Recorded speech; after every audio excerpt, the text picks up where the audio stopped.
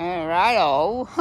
Well, the leggings that I threw in here the other day as a scent article for Cassie, they're no more, are they? Rest in peace.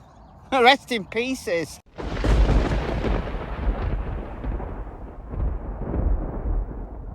Good morning, everyone. My name is Michelle. I hope you're doing well. Welcome to another video. It is Monday morning, the 29th of September. In this video, we're going to Nova Scotia to talk about the case of missing siblings, 6-year-old Lily and 4-year-old Jack Sullivan from Lansdowne Station. Daniel Martel, the children's stepdad, was confronted by the dog handlers. Accusatory conversation, which we're going to get into shortly. But before we do, I want to just share this good news story. You know, in the true crime sphere, we're talking about horrendous murders or missing people and, you know, really agonizing situations. So just occasionally we get a good news story, and this is great. This is Durham Police Force here in the UK, and their first digital detection dog has solved a crime. And here is police dog Louis. He's a working Cocker Spaniel. He was actually a rescue. He was found abandoned, and he's been trained as Durham Police's first digital detection dog. He found a phone. Sound familiar? Anybody who watches Cassie's channel or her TikTok? This is what Cassie's trained to do, to find digital evidence. And he found a phone which had crucial information on it. There was a hit and run situation where 2 people were killed, and the driver had taken a photograph on his phone of his speedometer doing 141 miles an hour. So he's doing 141 miles an hour when he killed 2 people. So, incredibly dangerous situation. PD Louis found the vital evidence because he'd thrown his phone away. PD Louis found it. Good on you, Louis. He's won an award for that, and I hope he gets lots of treats as well. All right, so what am I talking about? Well, Hidden in the Fog has released some screenshots of, it looks like a Facebook Messenger conversation that she's had with Daniel regarding the cadaver dogs that were on scene. I don't know whether they're still there. I don't know whether they've done their stint and gone back to British Columbia. There was 2 handlers with a dog each. The dogs were called Kit and Nark, if I remember rightly. And then one of the handlers was called Pike, and the other one, you know what, without looking it up, I can't remember the other one's name. So I don't know which of the 2 dog handlers confronted Daniel, but there was a very terse conversation, which Daniel recounted to Hidden in the Fog in these messages. So I'm going to show you screenshots of these messages and talk through with my opinion. But if you want Hidden in the Fog's opinion, then please do go to her video, because the messages come from her, between her and Daniel. The title of that video is Cadaver Dog Search, Dog Handler Tries to Elicit False Confession. But here are the messages. Probably out of order, but I'm going to show you this one first. This was what Daniel said about the places where the dogs searched. The blanket site was searched multiple times. So Janie and Daniel have shown the DT show where they say the blanket was found, partway up Lansdowne Road and a little bit off down a disused ATV trail. So the blanket site was searched multiple times. The pipeline where the footprint was found multiple times. So that's a little bit further up Lansdowne Road. And Daniel says that the boot prints, and we also have heard that there was barefooted prints, although that has not come from the RCMP directly. We've never heard that from the RCMP. It's not in the RCMP court documents, but it was put out there by a source very early on in the investigation. So that was searched multiple times. The dogs also did the property here multiple times over multiple days. The property It includes the trailer, the chicken coop, the vehicles, the RV where Janie lives, and then there's 2 acres of land on that property. Janie does own some other land, but it's separate from the property that they live on. So when he says the property, I don't know whether they also did Janie's other land. I don't know whether they branched out beyond the property, but that's what they did, according to Daniel. I don't know what other sites they've done. They may have done other sites that they haven't told Daniel about, but that's as far as we've got so far. Again, I don't know whether the dogs are still there. I don't know how many days they plan to be there, if they are still there.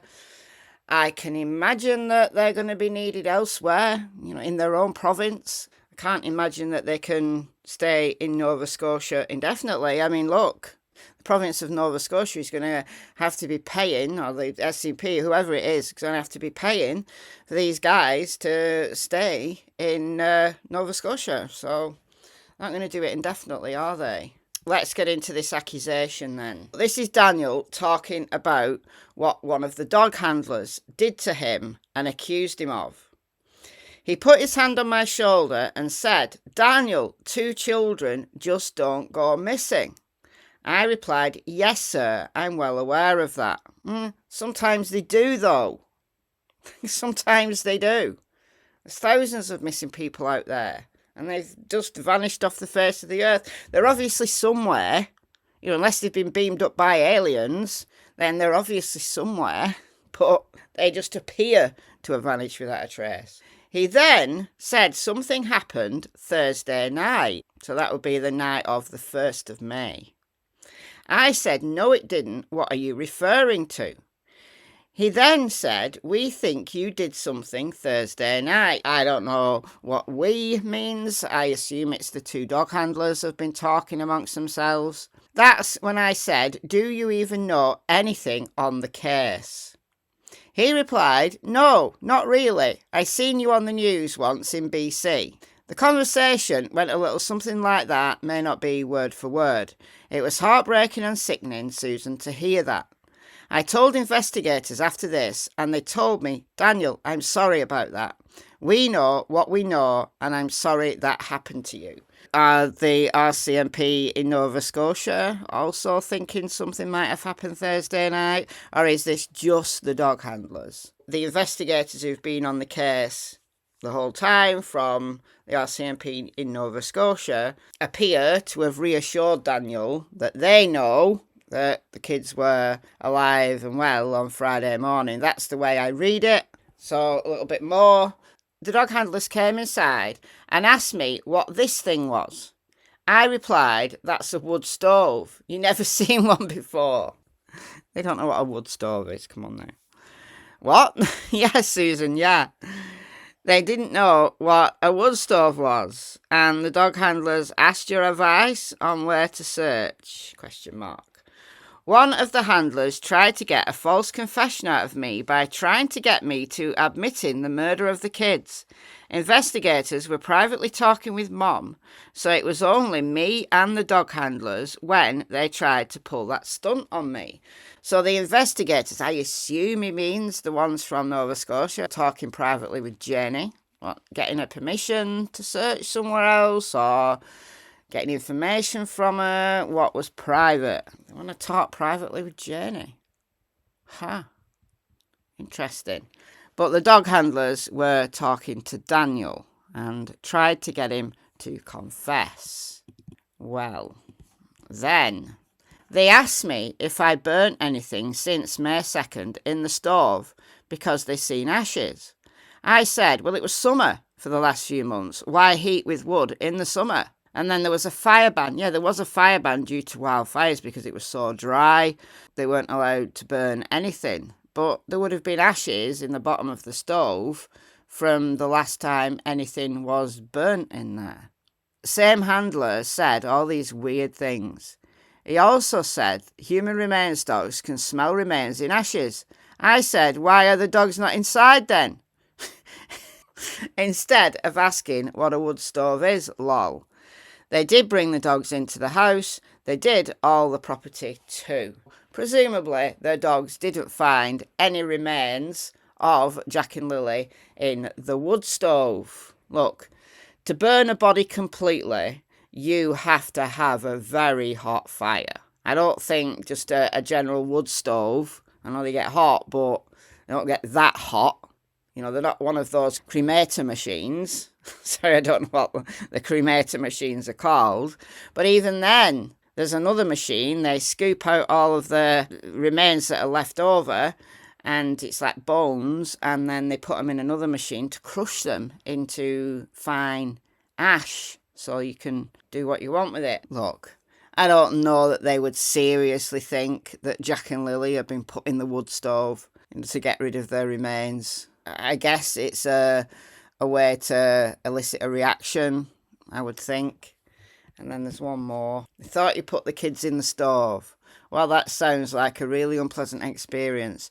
Yeah, that handler thought so. It saddened me, you know, to have someone think such cruel shit. Interesting. So these handlers, obviously, don't mince their words, but they don't know very much about the case, and it'll be interesting to know what the investigators said to the dog handlers after that, whether they gave them a ticking off or whether it was a setup, you know, for the investigators to talk to Janie and then the dog handlers to go to Daniel and see what he said, and they were going to confer. Interesting. So go and check out Hidden in the Fog's video if you have a mind to, and let me know your thoughts in the comments. Before I go, can I just ask, if you are not yet subscribed, please do so. I'm trying to get to 100,000 subscribers by the end of this year. With your help, I can do it.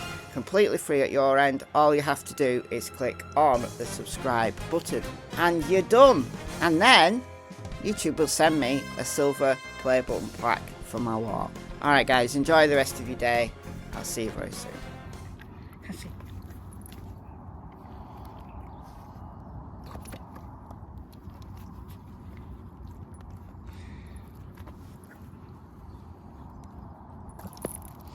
Come on, walk on.